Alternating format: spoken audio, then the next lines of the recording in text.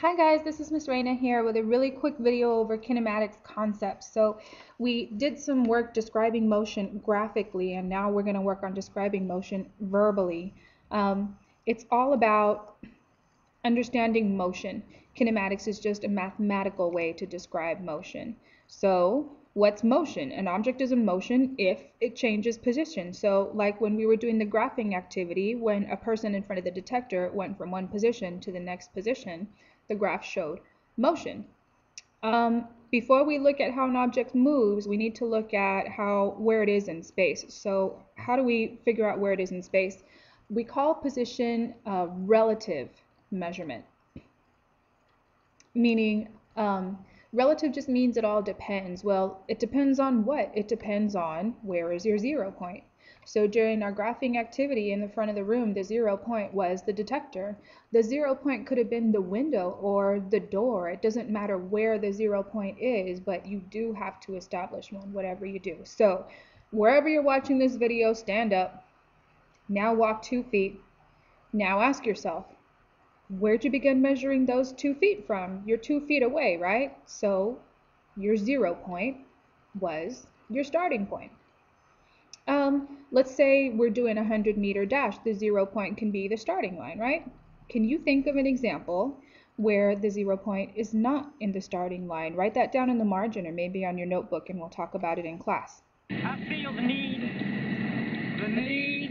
for speed. Okay, so this isn't on your handout, but we can still cover this. Speed just has to do with how fast something moves, and mathematically, speed is the distance traveled per unit time. So it matters how far you went, but it also matters how quickly you got there. Okay. Get ready to rumble!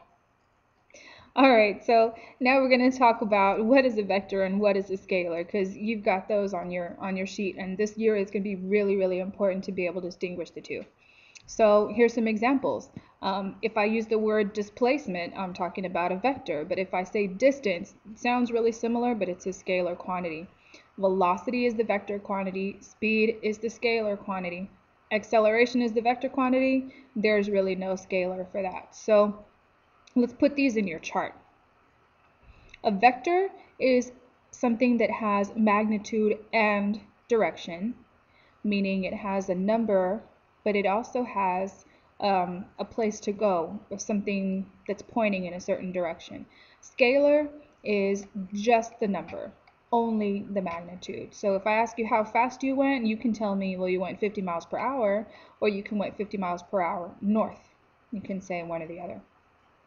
All right, so pause the video if you like, and you guys can, pause the video if you like, and you guys can fill in these quantities on your chart. All right, so let's talk about speed versus velocity. Speed is how fast something moves, and velocity is how quick it goes in a certain direction. Write down examples if you can think of them. A difference, let's see, a quality has a difference between speed and another quantity that illustrates velocity specifically. Distance and displacement are two different things, and so we're down at the bottom section now. Distance is how far something travels. Displacement is how far does it travel in a given direction. In other words, is there a little ant crawling across the page here, and it goes from a starting position to an ending position. That's its displacement. However, the distance is like how many steps did it take. So if it took a crazy little path like that, well, the distance is going to be bigger, even though the ending position and the starting position are the same. So the displacement will be the same. You can have a 0 displacement. How? Well, check out this circle that this person is drawing.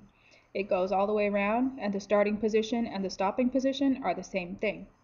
Displacement was 0. But you can measure the length of this line, and that will be the distance traveled. So see if you can come up with some of your own examples here.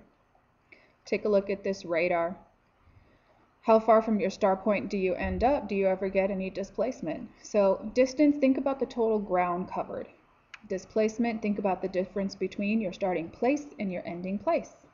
All right, that'll be it for today. Thank you very much, guys. We made it in under 5 minutes.